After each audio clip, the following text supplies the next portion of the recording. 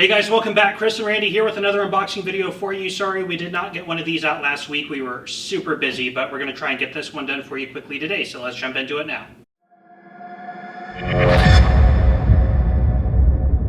Alright, first up we have one from a customer in Florida. Funny thing about this one is when it showed up, it was actually wide open. So we actually, before we accepted it from the delivery person, we made sure that there was in fact a firearm inside, and there was. Fortunately, this is how it showed up.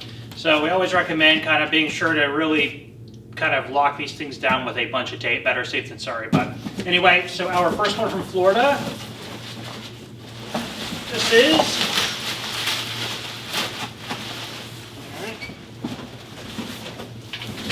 a Ruger Takedown case. It is an AR-15 that is piston driven. This is, I think they call like the, is this a range ready or something like that? Actually a really cool case. This is the same case that the 1022 takedown rifles would come in, essentially. But what this is an SR556. Now the SR556 is the gas piston version. This one is a sort of quick takedown. Let's take that out. There we go, and then it locks in place. Ooh, that was very simple. Very nice. It's actually pretty cool. Then we can drop in our bolt carrier and charging handle. And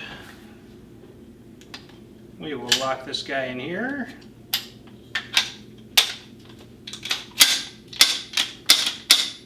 Well, that doesn't feel good. That goes.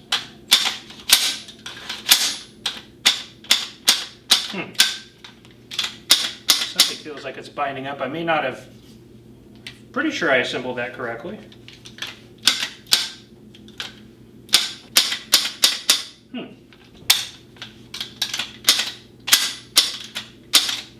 Something odd. Something is odd at play here.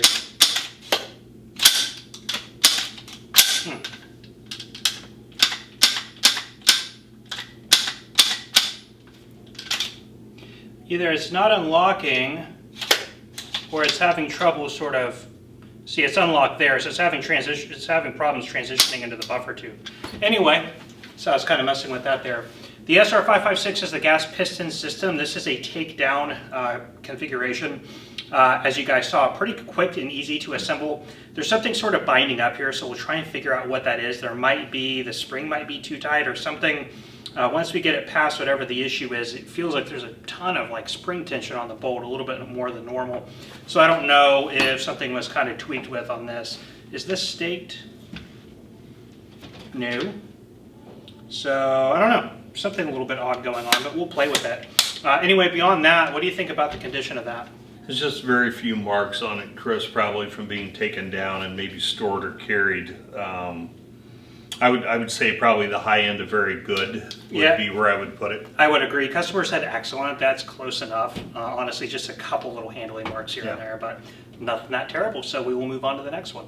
Okay, real quick with you guys, coming back on this one, we'd like to sort of come back full circle if we troubleshoot something. So we were able to play with this, and actually we found that the charging handle was the problem. So we actually swapped this out with another charging handle we had. Totally good. Everything feels just the way it should. It doesn't lock up or anything. So, and then we took that charging handle and put it in another AR-15, and it had the same problems as this. So the charging handle's having an issue. I don't know if something was like slightly bent out of place on it. The little locking latch wasn't the problem. That was, you know, we can pull that out and take a look at it and it's fine. But we think the little guide wings on top of the charging handle were not formed correctly, because getting it in and out of the AR-15, you really have to struggle to move it. So we think it's creating a lot of like pressure or tension on the inside of the little guide rail that it sits inside of. But anyway, switching it out, totally good now. So we're good with that. We just switch out the charging handle and we're good to go. So cool. All right, next up, I got my new pair of scissors, and we have one here from Ohio. So go ahead and jump into this one. We got that from Hattori Hanzo sword manufacturer. Ooh, I like that. What we have here, that looks good. This is a Colt Delta Elite stainless. That's nice and tight. This one is chambered and 10 millimeter. It is a first edition, as noted on the slide itself. Very, very nice. Definitely quite a few little handling marks on this, but the Delta Elite series. Are they still making the Delta Elites? I think they are, right? Not sure. I'm not sure. Actually, haven't seen a Delta Elite in a while, and I haven't seen any new ones with the distributors. But yeah, the Colt Delta Elites, when do they make these things? Around the 90s? Yeah, I think so. Early 2000s, somewhere in there. I'll have to look that up. Government model, it is a Series 80 with the safety plunger underneath the slide. Very, very, very tight. With actually kind of a heavy trigger, but a really, really short travel and reset. That feels good. Anyway, what do you think about that one? It does have some handling marks on it with the higher polish. These get scratch easy. Yeah, they do. I would still have to... there's a lot of marks on the frame too. I'd put the high end to good, the low end to very good. Yeah, I would agree. There are quite a few handling marks on this. It's not really brushed stainless, so that's going to be hard to get those marks out of it. But anyway, yeah, I would agree. I would say solid, good condition. There's just a lot of handling marks on it. Still a really cool Colt 1911 first edition stainless. Very, very nice, 10 millimeter. So customer did say good. So we are right in line there. Big thank you to our customer in Ohio. Yeah, big thank you. We will move on to the next one. Next up is one from a customer in New Jersey.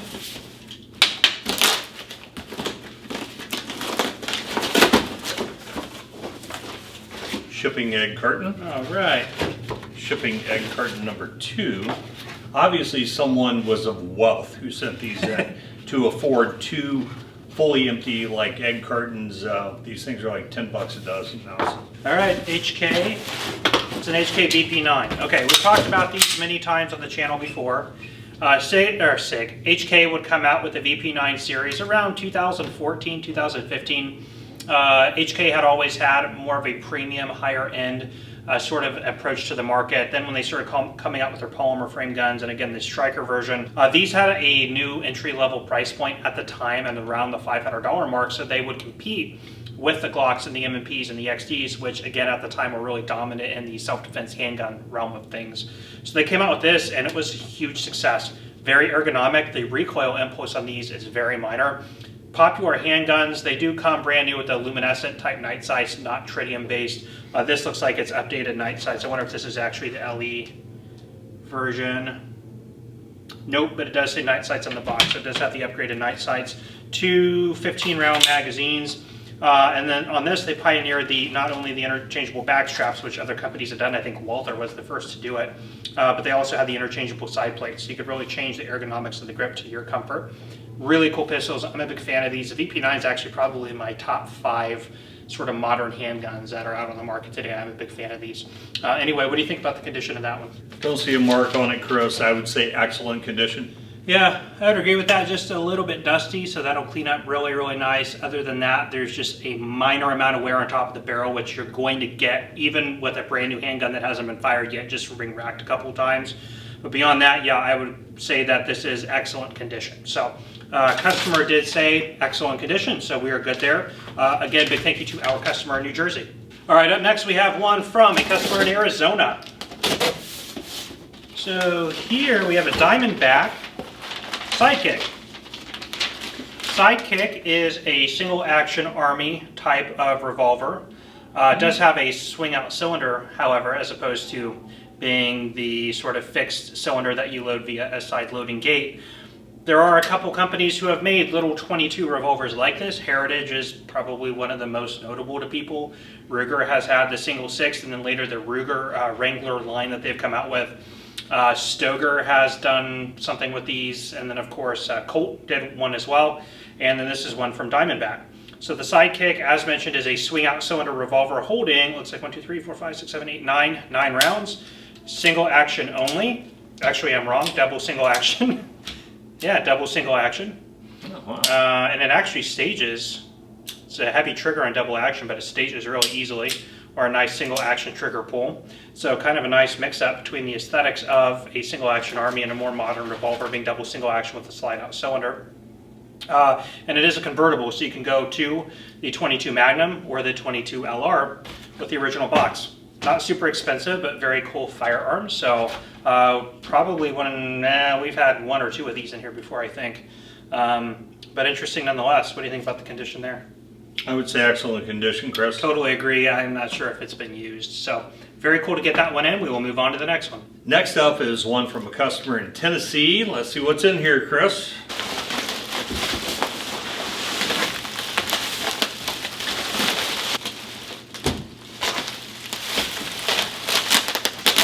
What we have here, I love that, is a GSG -5, the 22 LR version, HK clone. Yeah. HK MP5 clone. The GSG little 22 MP5s really started hitting the market when, about 10 to 12 years ago. So when I started seeing them, at least. GSG is German sport gun. What they are kind of famous for is taking replicas of desirable firearms, like they do the MP5s, they've done the Sturmgewehr STG-44, put it in the 22 LR so that they are importable into the United States. I think, does ATI import them? Yeah, yes, ATI. Yeah, ATI imports them. So they're really nice little clone replicas in 22 LR of some famous stuff. Like if you wanted to get a semi-automatic MP5, even made from Zenith or Century Arms or HK, you're paying typically over $1,000 for the more entry-level ones, up to like $2,000-3,000 for the HK and beyond for like their older models and stuff. Whereas these are like well under $1,000, kind of like in the 3 to 5 range, if you will. And so really affordable for what they are. However, they are a 22 LR, so the internal mechanics are a little bit different. But if you just want the look and the feel, they are actually pretty good facsimiles of the original thing.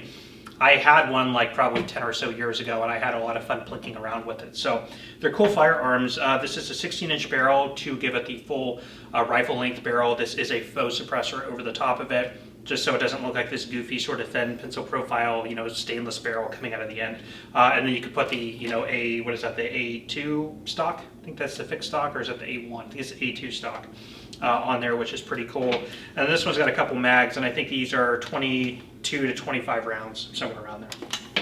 But anyway, pretty cool. We get several of these things in from time to time, and they make them in the SD configurations and different kind of layouts as well. What do you think about the condition of that one?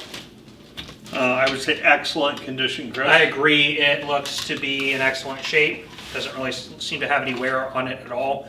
And the customer did not put the paperwork in with the firearm, so we don't know what they said, but anything would be fine on this. So really cool firearm. Yeah, so anyway, happy to get that one in, and we will move on to the next one. All right, up next we have one from Arizona again. Nice. Lever gun.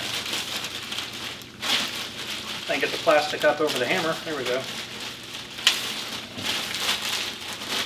This is a Uberti, which will definitely clean up nice. Ooh, it's like, oh, it still has the plastic covering on it, the little protective plastic sheets on it. The Jimmy. The Jimmy. Everything comes with a Jimmy these days. This is a, what do they call this, the Sober Boy or something like that? Sober Boy, yeah. Sober Boy? What's paperwork? Is this the original box? I don't think so. Him say Uberti Sober Boy. It is a Uberti Sober Boy. Not to be confused with the Henry Golden Boy, but it is clearly silver and not gold. This is a lot like the Henry H001 Series 22 LR. Made in Italy, this one imported by Stoker. And I'm guessing made by Uberti, because that's what we said. So anyway, that's a nice large. Yeah, that's on the side, and normally it's underneath the tubes. Could this be turned? Yeah, but it's on the side. I actually kind of like that. Yeah, me too. So you could keep it on its side while you load. It makes a lot more sense. It actually makes a lot more sense. This is way more comfortable. Yeah, I was doing the other at the range yesterday, and it is very uncomfortable. Yeah, you either have to stand it up. Yep. Or lean it like you did to load from the bottom. Yeah, I have tube-fed 22s. They're always fed from the bottom, and you're digging, it wobbles on you, you can slip. This, you're putting the entire sort of the width of the buttstock right into your hip, and there's really good support there. That's nice. Yeah, I actually kind of like that. Yeah. You can lift it up too. Mm-hmm. I like that. That's cool. Nice, really easy short throw as well. I've never handled one of these before, but I actually kind of like it. Probably walnut stocks. would you guess? I would guess. Yeah. 22 LR. Anyway, not much else really to say about it. Not much else really that I know about it, but first time I've handled it. What do you think about the condition there? One thing I was seeing when you're moving around was, I don't know if that's something to finish on top of the wood on the handguard, or if that will clean up. Other than that, I would say excellent condition. Customer said excellent. I agree. I mean, it still has the factory sort of protective things on it, as with the Jimmy. There's a little ding right there, like a safe ding, it looks like. Is that right? Yeah. Yeah, so because of that, I might go to like very good, but excellent's fine, and that is what the customer said. So we're fine there. So anyway, cool firearm. Next up is one from a customer in South Carolina. Thank you for sending this in. Chris, good luck on this one. Should be a good sale for you. Well, thank you, sir. I appreciate that. I was waiting until you were done reading. After you said good luck, I stopped. Good luck. An unopened original Colt 45. There must be a 1911 in there. We actually, last week, I wish we had filmed it, we got margarita glasses. Yes. And what else? And an air rifle. Yes. And you gave that to your grandson. Yeah, I actually cleaned it up. Thank you very much. I'm glad I remembered that too. Yeah. Big thank you to our customer. Well, we don't really give names anyway, but yeah. We bought, what, 4 or 5 firearms from an individual last week, and with that he sent us an air rifle that he didn't have any use for, and some margarita glasses, which we thought were cool. And they were like in their original boxes. I guess used as packaging, but why not? Yep. And yeah, so your grandson has that rifle now. It's actually a 22 caliber. I went to test it out. I dropped a 177 pellet in, it hit the kitchen floor. So I went and got 22 caliber pellets and test fired it. It works. So thank you very much. My grandsons will very much enjoy it. Yeah, awesome. Big thank you again. So what we have here, Chris, is a Colt government model competition series. As you know, this is one of my favorite guns. I have the black one. I also have the stainless one. So what you got here is start with the government configuration, but it's got skeletized trigger, skeletized hammer, extended beaver tail, G10 grips, fiber optic sights, and the most importantly, the national match barrel and bushing. I don't believe it differs from what's in the Gold Cup. It's a competition model. It's a couple notches down from the Gold Cup. Obviously, it didn't have the nice polished out finish. But as far as shooting, these things are rock solid. My favorite 1911s are my Colt competitions. Nice. Well, yeah, we always like to see these come in, so not much else to say about it that Randy hasn't already covered, and I knew that this was one that you were particularly fond of. This one's uber tight, feels like it's hardly been used. I'm not sure if it has been. That'll bring us into the condition. What do you think about the condition on that one? I would say excellent condition, Chris. I totally agree. There's a little mark from Takedown, but it's not even really deep into the metal, just a little bit of wear on the finish itself, but beyond that, not a single mark on this thing at all. So great looking pistol. Customer, I'm sure, probably said excellent. We'll see. Yep, excellent condition. So we are right there in line. Big thank you again, sir. And we will move on to, I think, the last box. All right, last up for this video is one from a customer in Pennsylvania. Double Jimmy. Double Jimmy.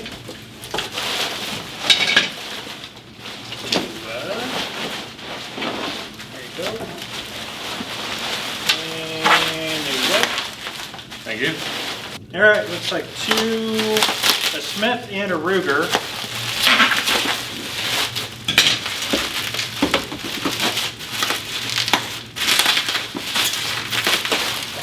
All right. Nice. Smith & Wesson 686 plus, so 7-round capacity. Is this very nicely taken care of, well oiled? Is this, I don't think that this is a deluxe, although it has a deluxe grit. It has the unfluted heavy cylinder. Oh, it does. I bet it is a deluxe. Let's see, 686 plus. Doesn't say. I bet it's tallow. Yeah. Look at the grips. Yeah. Well, the deluxe comes with these too, don't they? It comes with laminated grips. The tallow ones normally have those style grips. Okay. So what's it say there? 357. It's actually, what caliber? What caliber is that, Chris? It's a 357. Oh, it's a 357. Okay, so this is. I actually like the grips because they're very thin profile, and I have very tiny hands. This is a 3-inch barrel, which is nice. You typically only find them in the 4, the 6, and yeah, the 4 and the 6 is typically where you find them. But 3 inches you typically don't see. So size matters, Chris. It absolutely does. Cool firearm, the 686, total workhorse of the. Is that missing a screw? Yes. Yeah, it's missing a screw in the frame. Bummer.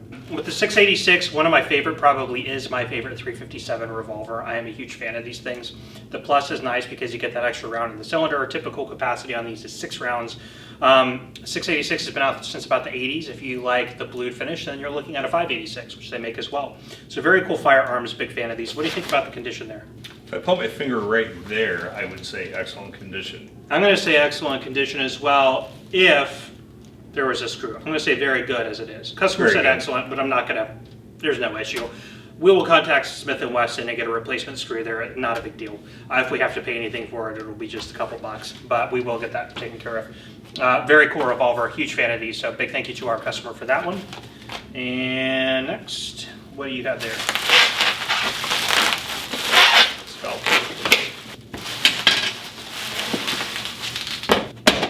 Nice.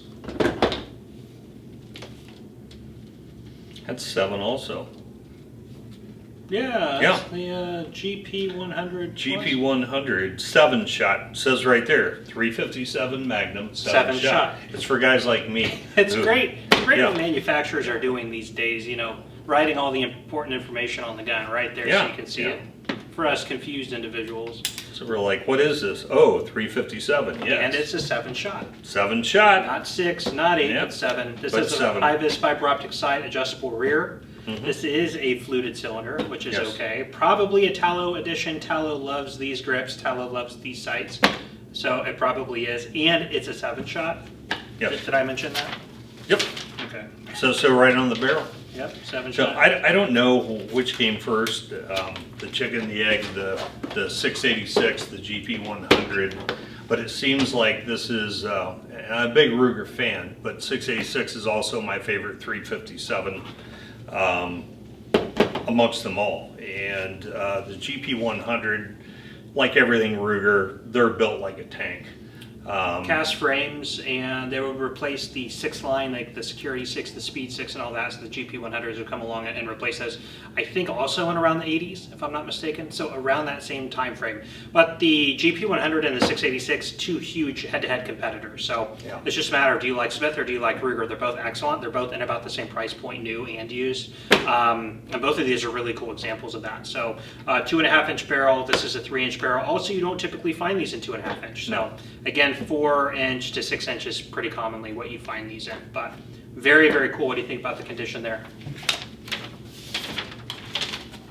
I would say excellent condition, Chris. Totally agree with that. Are all the screws accounted for?